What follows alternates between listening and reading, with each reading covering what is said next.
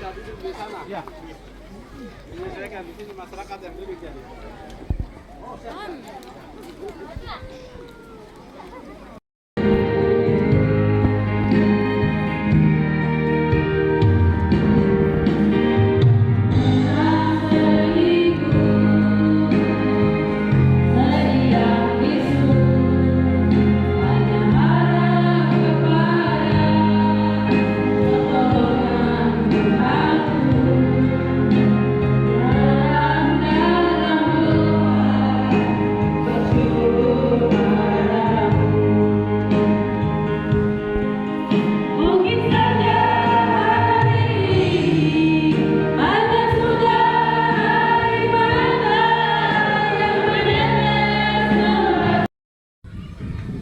Kemanusiaan, pembunuhan, penembakan,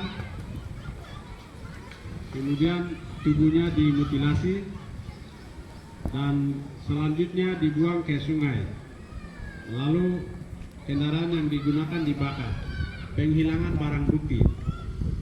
Kami keluarga besar, 4 orang korban. Tahun lalu di tengah-tengah 4 orang dibunuh dan dicabut nyawanya dengan paksa menggunakan alat negara. Dan hari ini kita kumpul hari ini bukan mengucap syukur atau buat syukuran, tidak, tapi hari ini kita memperingat 1 tahun kejadian kejahatan kemanusiaan. Karena itu keluarga mengucap syukur kepada Tuhan setelah kejadian sampai dengan 1 tahun, seluruh proses pencarian potongan tubuh, seluruh proses hukum baik di pengadilan militer maupun pengadilan sipil sudah selesai. Tetapi masih ada upaya hukum banding atau kasasi selanjutnya dari para pelaku. Jadi setelah perjalanan keluarga itu kami belum pernah melaporkan setelah ada putusan. Jadi kami hari ini berdiri mengucap syukur kepada Tuhan atas seluruh proses, baik pembunuhan yang terjadi, baik seluruh proses yang kami lalui. Yang kedua, berterima kasih kepada hamba-hamba Tuhan, orang-orang tua yang pada saat di tempat yang tersembunyi sekalipun doakan kasus ini dan kami. Kemudian yang ketiga, umat Tuhan, hamba-hamba Tuhan, Badan Pengurus Jemaat GKIP Efesus yang sudah memberikan tempat hari ini, bahkan bukan hari ini saja, setelah kremasi, penutupan duka, dan hari ini kami diberikan tempat ibadah dan tempat untuk memperingati perayaan, memperingati kejahatan kemanusiaan 1 tahun. Kami menyampaikan terima kasih. Yang berikut, Bapak kepala-kepala suku dari Sekper maupun dari Lemasa yang menyediakan waktu untuk hadir di tempat ini, perwakilan Nandim, perwakilan Kapolres yang juga ada di tengah-tengah kami, teman-teman tim PH yang selalu temani kami, juga seluruh keluarga suku Duga yang merasa hari ini anggota tubuhnya hilang. Itu orang yang sadar, yang ada hari ini di sini itu orang yang sadar bahwa 1 anggota tubuh hilang. Jadi hari ini kita duduk di sini. Buyo ini wah.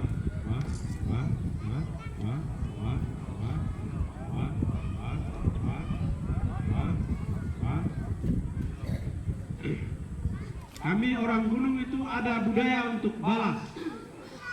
Bunuh orang itu ada. Ketemu gampang, mau bunuh itu gampang. Tapi saya pribadi mengucap syukur dan terima kasih kepada keluarga 4 korban yang percayakan proses ini kepada negara, proses hukum kepada negara. Kami mau juga lihat negara punya perhatian terhadap kasus ini seperti apa, sehingga kami percayakan proses ini di tangan hukum. Tidak ada upaya balas. Kalau mau balas itu, kami ini biasa makan ubi panas. Tidak pernah tunggu dingin baru makan. Jadi mungkin waktu yang bersamaan itu kita sudah, mungkin ada orang lain juga sudah jadi korban. Tapi puji Tuhan, Tuhan kasih hikmat, kesabaran, ketabahan, sehingga proses itu di depan orang banyak, di depan Tuhan, di depan orang banyak, di depan masyarakat, kami bilang kami pegang kertas. Jadi dengan kertas ini kami akan bicara. Karena itu hari ini perlu 1 tahun memperingati, kami perlu sampaikan perkembangan kasus ini sampai di mana. Yang pertama, pada tanggal 22 Agustus itu pembunuhan terjadi. Pembunuhan terjadi dan 23, 24, 25 itu upaya keluarga dilakukan pencarian karena tidak balik ke rumah. 26 kami mendapatkan kabar bahwa ada mayat di rumah sakit.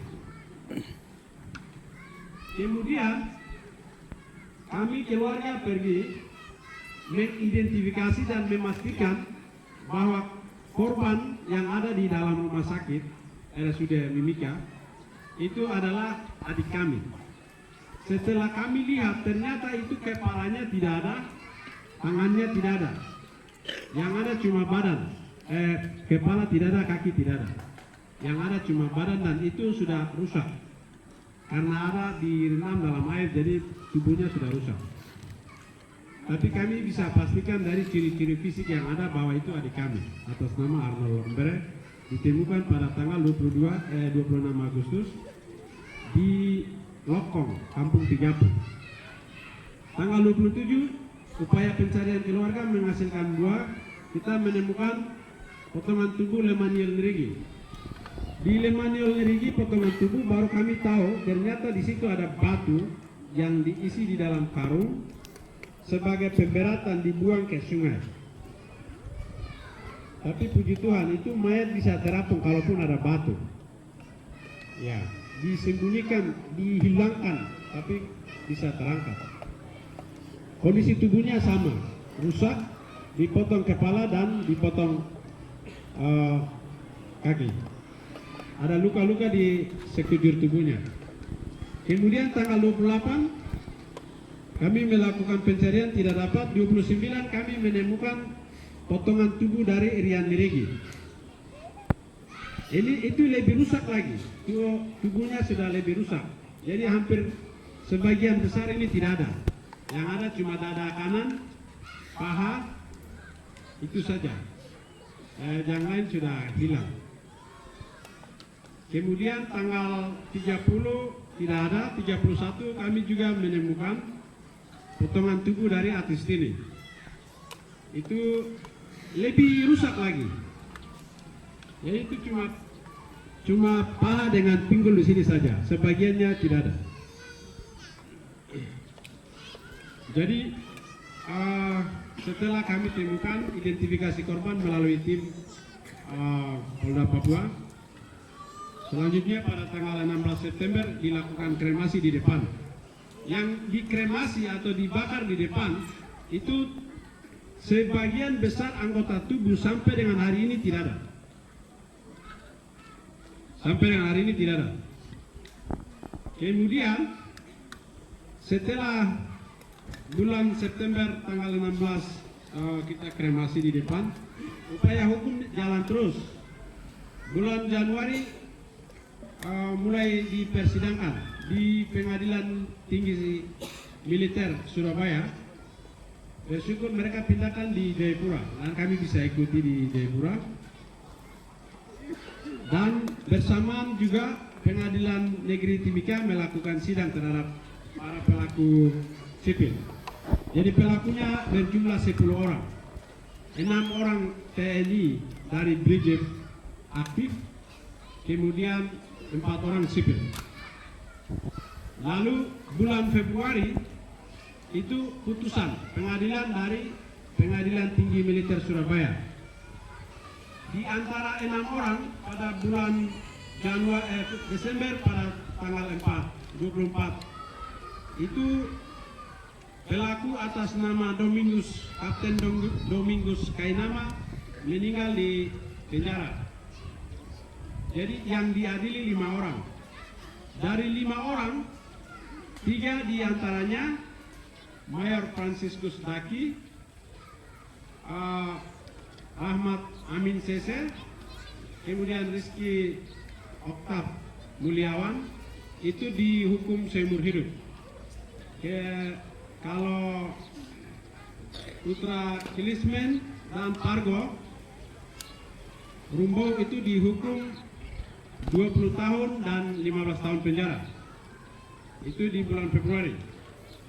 Kemudian di bulan Juni, tepatnya pada tanggal 2, itu putusan Pengadilan Negeri Timika terhadap para pelaku sipil. 3 diantaranya memperoleh dihukum atau didakwa dihukum seumur hidup, yaitu Roy Hoy, kemudian Jack, terus Dul Uman. Sedangkan Raffles itu dihukum 18 tahun penjara. Setelah ada putusan itu ada upaya banding dari para pelaku, baik di sipil maupun di militer. Selanjutnya di militer setelah naik banding itu 1 orang dikurangi masa tahanannya lagi atas nama Mayor Infanteri Franciscus Daki dari seumur hidup menjadi 15 tahun penjara. Dan 2 orang yang seumur hidup tetap. Ya, 2 orang lagi yang 20 tahun dan 15 tahun tetap ditolak. Kemudian upaya banding juga dilakukan dari sipil setelah putusan. Itu Pengadilan Tinggi Jayapura menolak. Jadi hasilnya tetap sama. Kami mau proses persidangan yang diambil oleh keluarga, proses hukum itu tahapannya seperti itu. Sampai dengan hari ini masih ada upaya kasasi. Mereka masih ada upaya untuk membebaskan diri dari kejahatan kemanusiaan yang mereka lakukan terhadap keluarga kami. Jadi keluarga besar suku Nduga yang ada di sini, di mana saja berada, sebagian besar itu ikuti prosesnya, sebagian juga tidak ikuti. Jadi setelah putusan pada tanggal 2 Juni itu kami mau sampaikan, tetapi kami melihat kekuatan tidak bisa. Kalau misalnya 2 Juni kita laporkan, terus Agustus lagi mau memperingati, akhirnya kami dari keluarga korban mengambil keputusan untuk sekalian memperingati sekaligus melaporkan keputusan keluarga yang ambil kertas pada saat kita bicara di online. Hasilnya seperti yang tadi kami sampaikan. Jadi itu hasil kertasnya, tapi masih ada upaya yang dilakukan oleh para pelaku. Jadi masih jalan, proses ini masih jalan, belum putus. Kalau sudah final, baru kami akan bilang sudah selesai. Masih jalan, jadi kami akan ikuti dengan teman-teman tim PH masih kawal terus kasus ini. Dari perjalanan ini ada hal yang perlu kami sampaikan bahwa dari kasus ini kita orang Papua ini lebih khusus 7 suku yang ada di sini tidak ada persatuan dan kesatuan antara kita itu tidak ada. Jadi orang anggap hari ini saya kena masalah ya, you punya masalah jadi you jalan sendiri. Itu yang ada. Jadi kita tidak punya kekuatan sama sekali. Ya, tapi bersyukur sebagian dari kita yang ada yang sadar ya. Kalau yang tidak sadar itu yang tidak datang, tidak ikuti, tidak bergerak itu tidak sadar. Yang sadar itu yang ikuti awal sampai sekarang. Artinya keadaan seperti ini tidak akan terjadi. Bukan hanya terjadi kepada kami saja, tapi kepada masyarakat lemah yang lain juga akan mengalami hal yang sama. Nah, bagaimana kita berusaha menghandle atau mengcounter supaya tidak terjadi kejahatan yang sama terhadap masyarakat yang lain, suku lain. Caranya kita bersatu dan harus menghukum orang-orang ini. Nah, itu yang kita perlukan.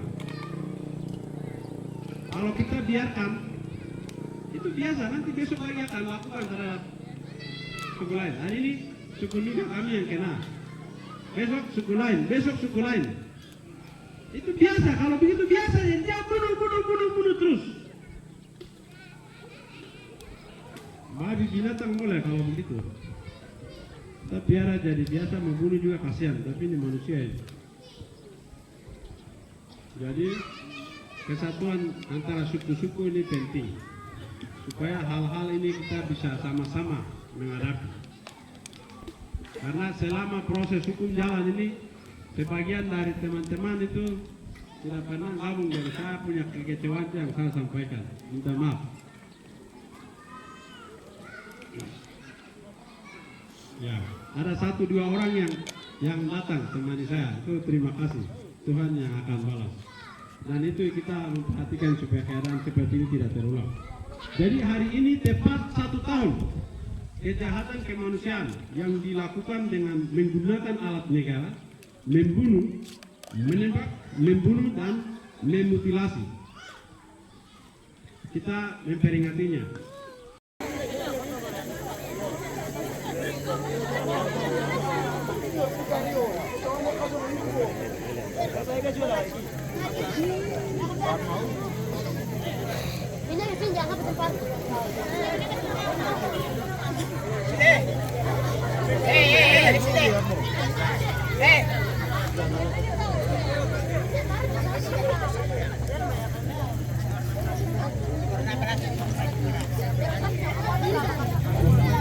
Kita